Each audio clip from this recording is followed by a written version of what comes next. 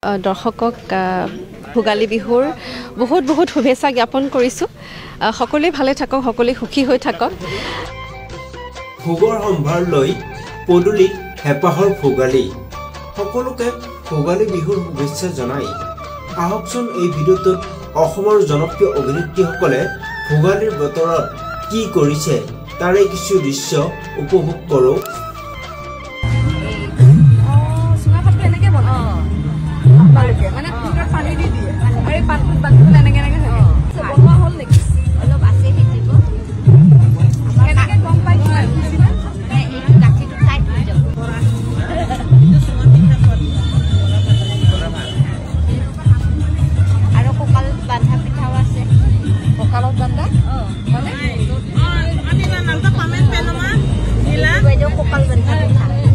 কঁকাল বান্ধা পিঠা কাৰ্বিসকলৰ আৰু এইটো গাঁঠিটোৰ অৰ্থ আছে কি অৰ্থ?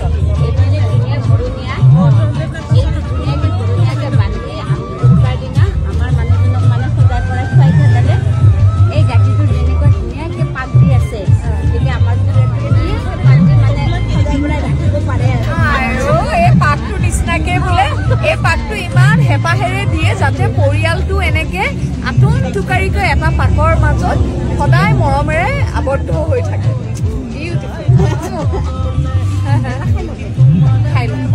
এনে খাব পাৰি নে গাখীৰ দি খাব লাগে? এনে খাব লাগে নে গাখীৰ দি? মই গুৱাহাটীৰ পিঠাৰ জুতি লওঁ বুলি বিপণন ক্ষেত্ৰলৈ গৈছিলোঁ। ইমান ধুনীয়াকৈ সজাইছে তেওঁলোকে মেজি, মহ, কিন্তু সোমাই গৈ মানুহৰ শাৰী দেখি ভয়ে খাইছোঁ। দেখিছেনে পিঠা কিনা মানুহৰ ভিৰ? আমি যদিও পিঠা ঘৰতে কৰোঁ, কেতিয়াবা আনৰ হাতৰ জুতি ল'বলৈও মন যায়। ইয়াৰ বাইদেউহঁতৰ লগত কথা পাতি গম পালোঁ তেওঁলোকে বোলে পুৱা 9 বজাৰ পৰা পিঠা বনাইছে। হাজাৰ হাজাৰ পিঠা বনাইছে তেওঁলোকে।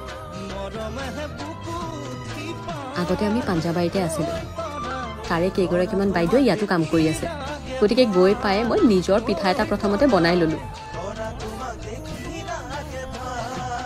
এইটো মই বনোৱা পিঠা।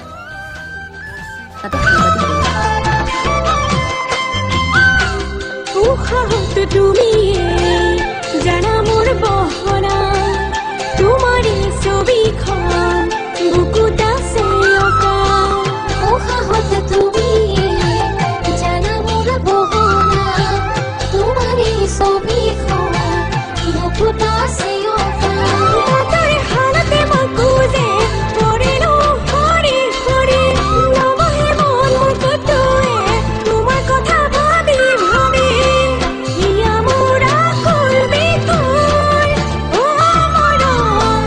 দিয়া